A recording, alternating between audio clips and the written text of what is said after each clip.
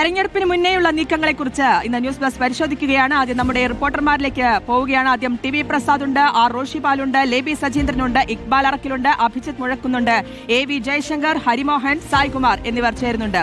First on report. ഗൃഹസമ്പർക്ക പരിപാടിക്ക് പെരുമാറ്റച്ചട്ടവുമായി CPIM. ജനങ്ങളുമായി തർക്കിക്കരുതെന്ന് പ്രവർത്തകർക്ക് നിർദ്ദേശം നൽകിയിട്ടുണ്ട്. ഇടയ്ക്ക് കയറി സംസാരിക്കരുതെന്നും ക്ഷമാപൂർവ്വം മറുപടി പറയണമെന്നുമാണ് നിർദ്ദേശം. എ പത്മകുമാറിനെതിരെ ഉചിതമായ നടപടി ഉണ്ടാകുമെന്ന് പറയണം. RSSനും ജമാഅത്തെ ഇസ്ലാമിക്കുമെതിരായ വിമർശനങ്ങൾ വിശ്വാസികൾക്കെതിരെ അല്ലെന്ന് വിശദീകരിക്കണം. പാർട്ടി കീഴ്ഘടകങ്ങൾക്ക് നൽകിയ സർക്കുലറിന്റെ പകർപ്പ് റിപ്പോർട്ടറിന് ലഭിച്ചു. സ്വർണ്ണക്കൊള്ളയിൽ പ്രതിരോധം തീർക്കാനാണ് CPMന്റെ നീക്കം. ടി വി പ്രസാദിലേക്കാണ് ആദ്യം പോകുന്നത്. ടി വി പ്രസാദ്, തിരുത്തലുമായി മുന്നോട്ട് പോവുക, ആദ്യ നീക്കം അങ്ങനെയാണ്. ഇതിൽ ഏറ്റവും കൗതുകകരമായിട്ടുള്ള കാര്യം ഈ സർക്കുലർ തന്നെയാണ്. അത് കൗതുകത്തോടെ തന്നെ വീക്ഷിക്കാവുന്ന ഒരു കാര്യമാണ്. ഈ പ്രവർത്തകർക്ക് എങ്ങനെ നിൽക്കണം, എങ്ങനെ സംസാരിക്കണം, എങ്ങനെ പ്രവർത്തിക്കണം, എങ്ങനെ വീട്ടിനകത്ത് കയറി സംസാരിക്കണം എന്നടക്കം ഒരുപാട് നിർദ്ദേശങ്ങൾ നൽകിയിട്ടുള്ള സർക്കുലറിനെ എങ്ങനെ കാണാം? ഒരു നിർദ്ദേശങ്ങളൊക്കെ കൊടുത്ത് ഒരു പെരുമാറ്റച്ചട്ടം എന്നുള്ള രീതിയിൽ പെരുമാറ്റം എങ്ങനെ പഠിപ്പിക്കണം എന്നൊക്കെ പറഞ്ഞൊരു ഗതികേടിലേക്ക് എത്തുന്നുണ്ടോ പാർട്ടി?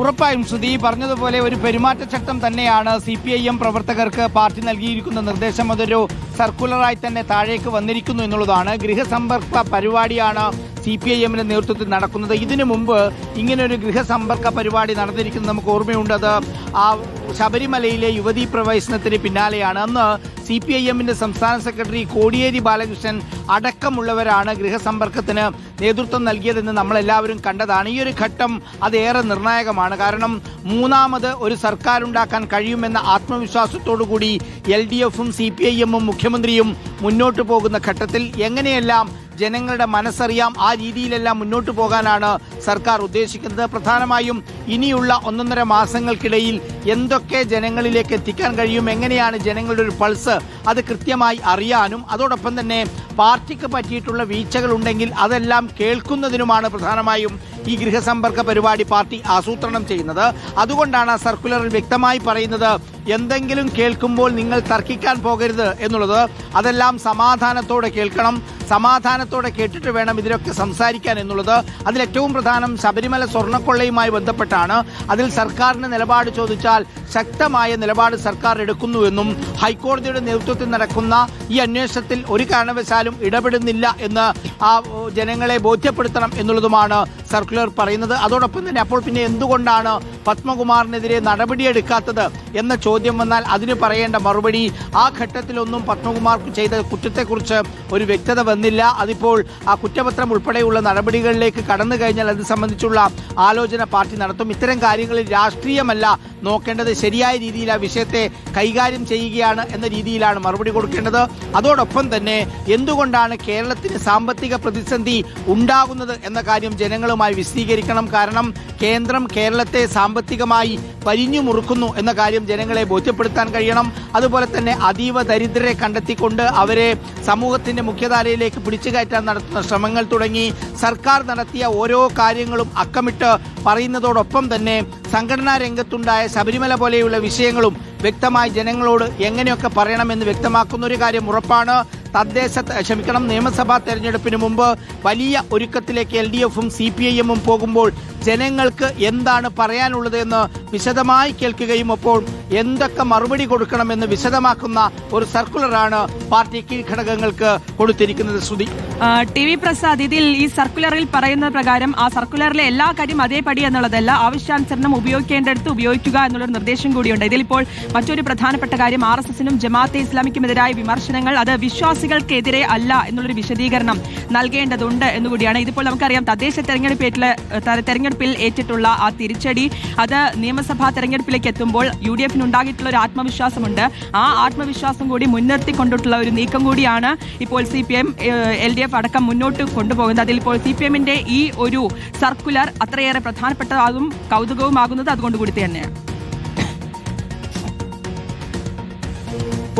ഉറപ്പാണ് ശ്രുതി, അങ്ങനെ തന്നെയാണ്. കാരണം ഞാൻ നേരത്തെ പറഞ്ഞതുപോലെ നിയമസഭാ തെരഞ്ഞെടുപ്പിന് തൊട്ടു മുമ്പ് എങ്ങനെയൊക്കെ വോട്ടുകൾ പരമാവധി LDFന്റെ പെട്ടികൾ വീഴ്ത്താൻ കഴിയും ആ രീതിയിലുള്ള നീക്കം തന്നെയാണ് CPIMും LDFും നടക്കുന്നത്. ഈ പറയുന്ന കാര്യങ്ങളെല്ലാം പാർട്ടിക്ക് വലിയ സ്വാധീനമുള്ള സ്ഥലങ്ങളിൽ മാത്രമാണ് കൃത്യമായി നടക്കുന്നത് എന്നൊരു പ്രത്യേകത കൂടിയുണ്ട്. കാരണം സംസ്ഥാനത്ത് എമ്പാടുമുള്ള പാർട്ടി ബ്രാഞ്ചുകളിൽ പകുതി എണ്ണത്തിലെങ്കിലും ഇതെല്ലാം കൃത്യമായി നടക്കും എന്നുള്ളതാണ് പാർട്ടി നേതൃത്വം ഇപ്പോൾ വിശ്വസിക്കുന്നത്. എന്തായാലും പാർട്ടിയുടെ ഒരു നിർദ്ദേശം അനുസരിച്ചുകൊണ്ട് കൃത്യമായി എല്ലാ വീടുകളിലും കയറുക, അവർക്കുള്ള ബുദ്ധിമുട്ടുകൾ ചോദിച്ചറിയുക, സർക്കാരിനെ കുറിച്ചുള്ള അഭിപ്രായം തേടുക, പാർട്ടിക്ക് പറയാനുള്ളത് അങ്ങോട്ടേക്ക് പറയുക എന്നുള്ളതാണ്. അതിനിടയിലാണ് നേരത്തെ പറഞ്ഞത് CPIM സംസ്ഥാന സെക്രട്ടേറിയറ്റ് അംഗം M സ്വരാജിന്റെ നേതൃത്വത്തിൽ ഗൃഹസന്ദർശനം നടക്കുകയാണ്. നമുക്കറിയാം ഏറെ പ്രാധാന്യത്തോടുകൂടി തന്നെയാണ് ഇപ്പോൾ ഈ നിയമസഭാ തെരഞ്ഞെടുപ്പിനെ, നിർണായകമായിട്ടുള്ള നിയമസഭാ തെരഞ്ഞെടുപ്പിനെ കണ്ട് അഭിജിത്ത് മുഴക്കുന്നുണ്ട്. അവിടെ നിന്ന് അഭിജിത്ത്, ഗൃഹസന്ദർശനം എങ്ങനെ പുരോഗമിക്കുന്നു അവിടെ?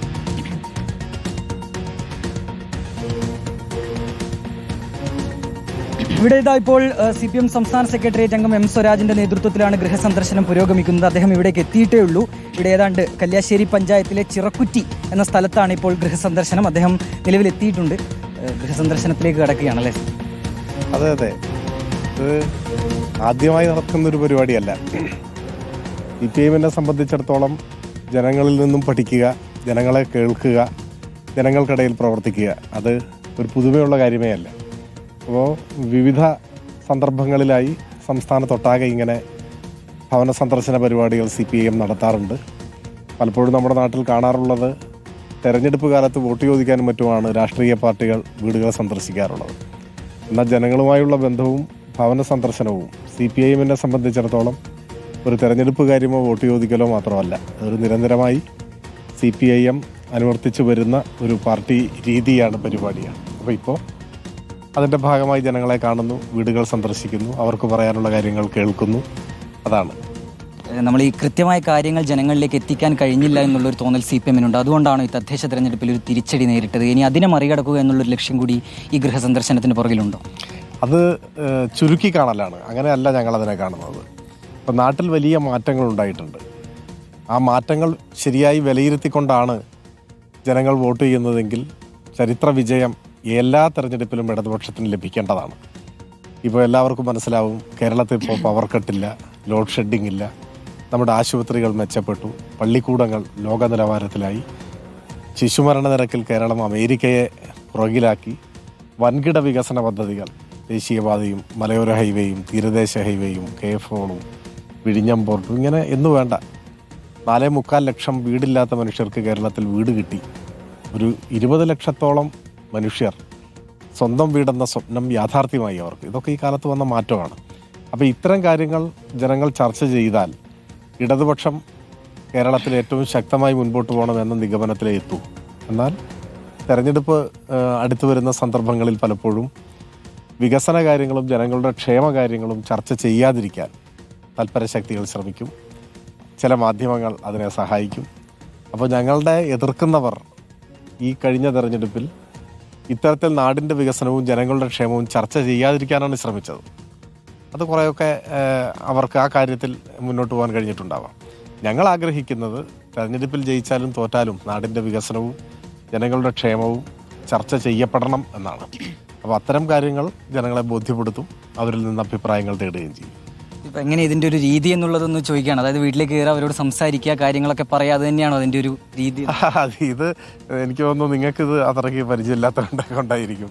ഞങ്ങൾ ഇവിടെ ഉള്ള പാർട്ടി പ്രവർത്തകരും നേതാക്കന്മാരുമാണ് ഇവിടെ ഉള്ളത്. അവർക്ക് ഈ വീടുകളെല്ലാം സുപരിചിതമാണ്. ഞങ്ങൾ വീടുകൾ ചെല്ലുന്നു, അവർക്ക് പറയാനുള്ള കാര്യങ്ങൾ കേൾക്കുന്നതിനാണ് ഞങ്ങൾ മുൻഗണന കൊടുക്കുന്നത്.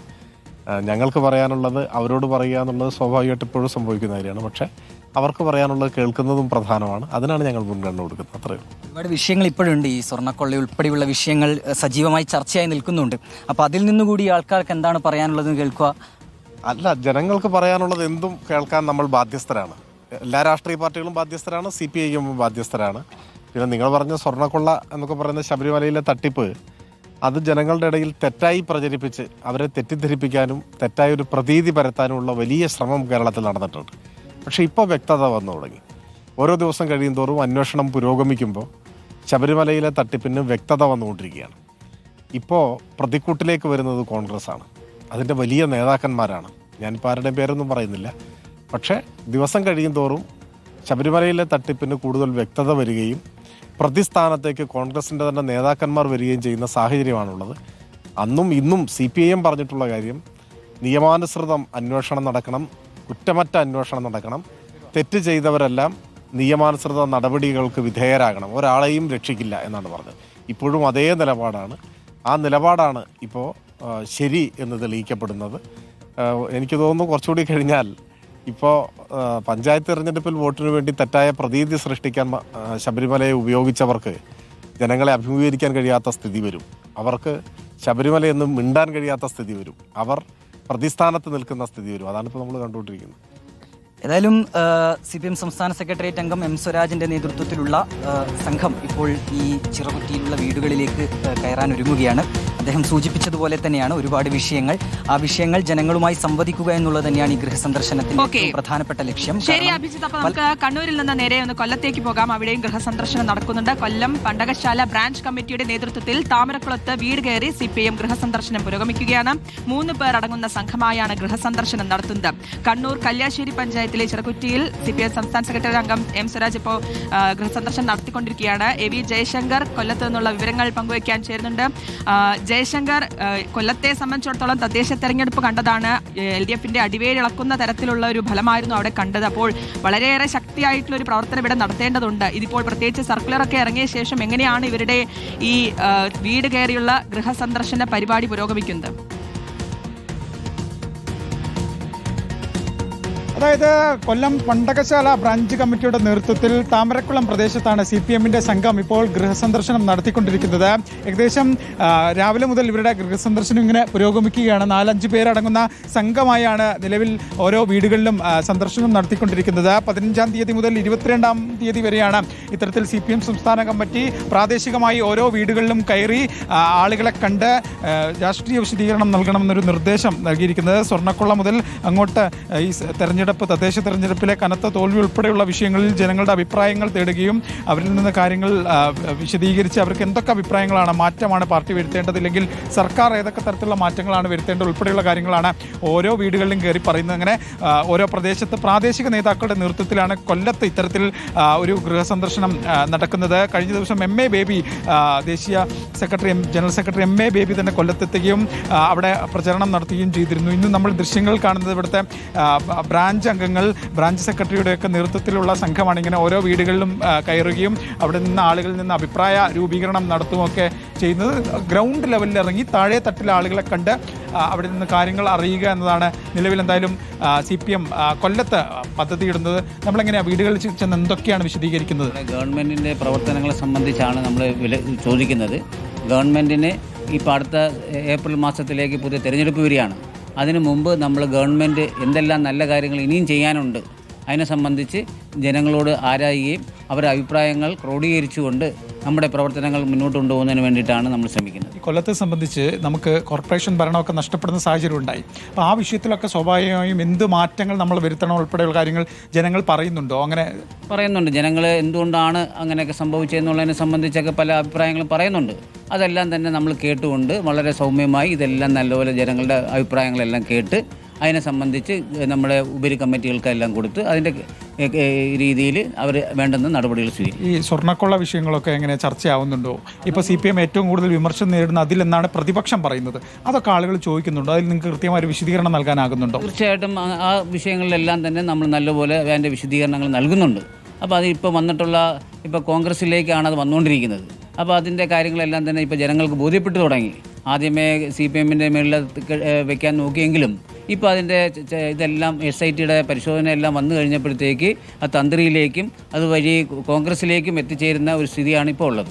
ഈ കക്ഷി രാഷ്ട്രീയ ഭേദമില്ല, എല്ലാ വീടുകളിലും കയറി കാര്യങ്ങൾ അവർക്ക് ജനങ്ങൾക്ക് അറിയാനുള്ളത് സംസാരിക്കുന്നുണ്ട്. നമ്മൾ എല്ലാ വീടുകളിലും നമ്മൾ ഒരു വീട് പോലും ഒഴിയാതെ എല്ലാ വീടുകളും അതിനകത്ത് കക്ഷി രാഷ്ട്രീയത്തിനൊന്നും ഇല്ല. അവരുടെയും കൂടെ അഭിപ്രായങ്ങൾ ഇപ്പോൾ BJPയുടെ ആയാലും കോൺഗ്രസിൻ്റെ ആയാലും മറ്റ് രാഷ്ട്രീയമില്ലാത്തവരുടെ എല്ലാവരുടെയും വീടുകളിൽ കയറിക്കൊണ്ട് അവരുടെ അഭിപ്രായങ്ങൾ നല്ലതായാലും ചീത്തയായാലും എല്ലാ അഭിപ്രായങ്ങളും നമ്മളത് കേട്ടുകൊണ്ട് അവർക്ക് നമ്മൾ നല്ലപോലെ അവർക്ക് മറുപടി പറയാനും ആ കാര്യങ്ങൾ നമുക്ക് വീണ്ടും നമ്മൾ ഉൾക്കൊള്ളേണ്ടതാണെങ്കിൽ അത് ഉൾക്കൊണ്ടുകൊണ്ട് നമ്മുടെ ഉപരി കമ്മിറ്റിയെ അറിയിച്ചുകൊണ്ട് ഈ കാര്യങ്ങളെല്ലാം തന്നെ വേണ്ടുന്ന ജാഗ്രത തികഞ്ഞ ജനാധിപത്യ രീതിയിലാണ് ജനങ്ങളെ അറിയാം, മനസ്സിലാക്കുക. ജനങ്ങളുടെ മനസ്സറിയാൻ വേണ്ടിയിട്ടാണ് ഇനി വരുന്ന തെരഞ്ഞെടുപ്പിൽ നമ്മുടെ ജനങ്ങളുടെ മനസ്സ് എങ്ങനെ ആയിരിക്കണം എന്നുള്ളതിനെ സംബന്ധിച്ച് അവരെ പാകപ്പെടുത്തുന്നതിന് വേണ്ടിയിട്ടാണ് നമ്മൾ ഈ ഒരു എന്തായാലും ജനങ്ങളുടെ മനസ്സറിയാനാണ് കൊല്ലത്ത് ഇങ്ങനെ CPM ഗൃഹസന്ദർശനം നടത്തിക്കൊണ്ടിരിക്കുന്നത്. കൊല്ലം മുനിസിപ്പാലിറ്റിയെ സംബന്ധിച്ച് നമ്മൾ നേരത്തെ സൂചിപ്പിച്ചു 30 വർഷത്തിന് ശേഷം ഭരണമൊക്കെ നഷ്ടപ്പെടുന്ന സാഹചര്യം ഉണ്ടായി. അപ്പോൾ അതിൻ്റെ കാര്യകാരണങ്ങൾ ഉൾപ്പെടെ ജനങ്ങളിൽ നിന്ന് ചോദിച്ചറിയുന്നുണ്ട്. കക്ഷി രാഷ്ട്രീയ ഭേദമന്യേ എല്ലാ വീടുകളിലും കയറുകയും അഭിപ്രായ രൂപീകരണം നടത്തുകയും ചെയ്യുന്നുണ്ട്. നമ്മൾ